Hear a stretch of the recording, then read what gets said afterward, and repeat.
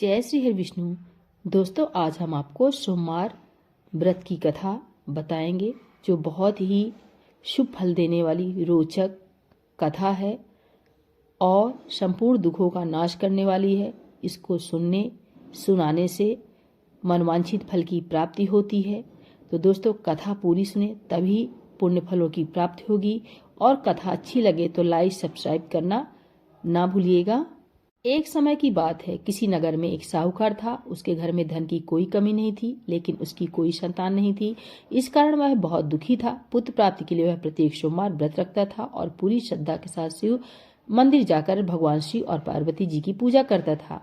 उसकी भक्ति देखकर एक दिन माँ पार्वती प्रसन्न हो गईं और भगवान शिव से उस साहूकार की मनोकामना पूर्ण करने का आग्रह किया। पार्वती जी की इच्छा सुनकर भगवान शिव ने कहा कि हे पार्वती, इस संसार में हर प्राणी को उसके कर्मों का फल मिलता है और जिसके भाग में जो है उसे भोगना ही पड़ता है। लेकिन पार्वती जी ने साहूकार की भक्ति का मान रखने के लिए उसकी मनोकामना पूर्ण करने की इच्छा जताई। माता पार्वती के आग्रह पर शिव जी ने साहूकार को पुत्र प्राप्ति का वरदान तो दे दिया, लेकिन साथ में यह भी कहा कि उसके बालक की आयु केवल 12 वर्ष होगी। माता पार्वती और भगवान शिव की बातचीत को साहूकार सुन रहा था। उसे ना तो इस बात की खुशी हुई और न ही दुख। वह पहले की भांति शिव जी की पूजा करता रहा।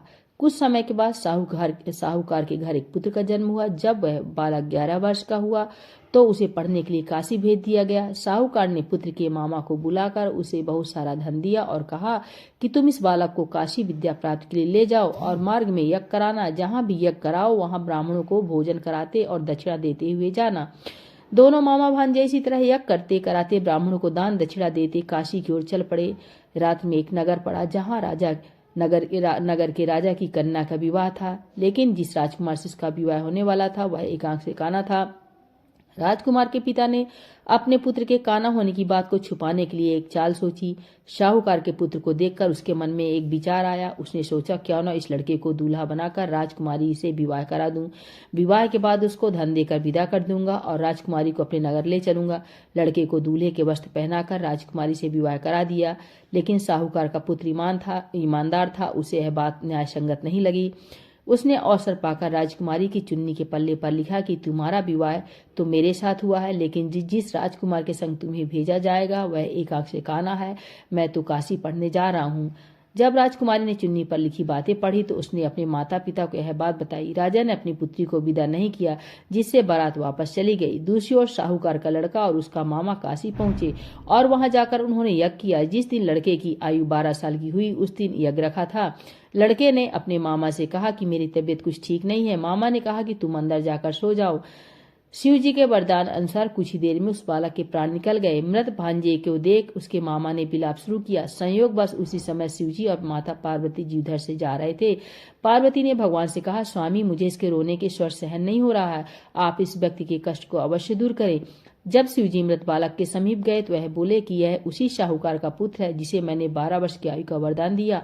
अब इसकी आयु पूरी हो चुकी है। लेकिन मातृ भाव से विभोर माता पार्वती ने कहा कि हे महादेव, आप इस बालक को आयु देने की कृपा करें, अन्यथा इसके वियोग में इसके माता पिता भी तड़प तड़प कर मर जाएंगे।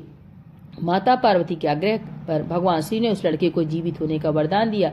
शिव जी की कृपा से वह लड़का जीवित हो गया। शिक्षा समाप्त करके लड़का मामा के साथ अपने नगर की ओर चल दिया। दोनों चलते हुए उसी नगर में पहुंचे जहां उसका विवाह हुआ था। उस नगर में भी उन्होंने यज्ञ का आयोजन किया। उस लड़के के ससुर ने उसे पहचान लिया और महल में ले जाकर उसकी खातिरदारी की और अपनी पुत्री को विदा किया। इधर साहूकार और उसकी पत्नी भूखे प्यासे रहकर बेटे की प्रतीक्षा कर रहे थे। उन्होंने प्रण रख रखा था कि यदि उन्हें अपने बेटे की मृत्यु का समाचार मिला तो वह भी प्राण त्याग देंगे, परंतु अपने बेटे के जीवित होने का समाचार पाकर वह बेहद प्रसन्न हुए। उसी रात भगवान शिव ने व्यापारी के स्वप्न में आकर कहा, हे श्रेष्ठी, मैंने तेरे सोमवार के व्रत और व्रत कथा सुनने से प्रसन्न होकर तेरे पुत्र को लंबी आयु प्रदान की है। इसी प्रकार जो कोई सोमवार व्रत करता है या कथा सुनता है और पढ़ता है उसके सभी दुख दूर होते हैं और समस्त मनोकामनाएं पूर्ण होती हैं। तो बोलिए भोलेनाथ भगवान की जय, माता पार्वती की जय।